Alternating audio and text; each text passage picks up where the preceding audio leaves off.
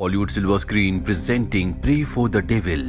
इस कहानी की शुरुआत में एन नाम की एक बच्ची को दिखाया जाता है जो अपने कमरे में डरी हुई सहमी हुई बैठी होती है।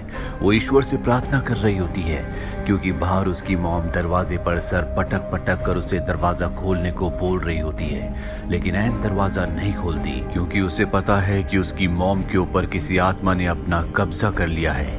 अब कुछ साल बीत जाते हैं और एन अब बड़ी हो चुकी है, वो एक नन बन चुकी है। यहाँ पर कैथलिक चर्च ने अपने एक बहुत पुराने स्कूल को दोबारा से खोला है जिसमें एक्सॉर्सिज्म सिखाया जाता है, यानी कि पवित्र मंत्रों से शैतानी ताकतों को, काली दुनिया की शक्तियों को हराने की कला। दरअसल ये स्कूल सन 1835 में था जिसके बाद इसे बंद कर दिया गया था, पर अब कैथलिक चर्च ने इसे एक बार फिर से खोला है और एन को भी यहाँ पर भेजा जाता है ताकि वो ऐसे लोगों की देखभाल कर सके जिनके ऊपर शैतानी ताकतों का कब्जा है।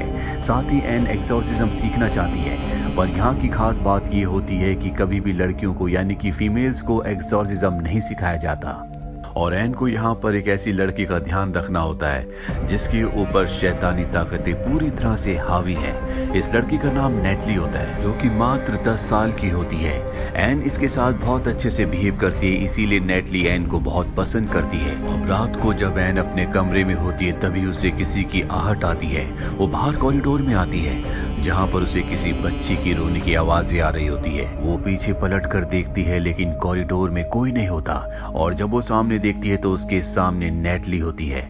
उसे देखकर वो हैरान हो जाती है क्योंकि यहाँ पर जितने भी पेशेंट्स होते हैं उन सबको उनके कमरों में लॉक करके रखा जाता है, कुछ ही लोग उस लॉक को खोल सकते हैं। नेटली को एक बार फिर से उसके कमरे में छोड़ने के बाद जब वो नीचे आती है एक बार फिर से एन को आवाजें सुनाई देती है, जो आवाजें उसे कुछ जानी पहचानी लगती है। उन आवाजों का पीछा करते हुए क्लासरूम के आगे से गुजरती है जहां पर फादर कुछ लोगों को एक लेडी की फोटो दिखाकर बताते हैं कि इस लेडी को स्कूल में लाया गया था, इसके ऊपर शैतान का कब्जा था, लेकिन एक्सॉर्सिज्म ने इसके ऊपर काम नहीं किया।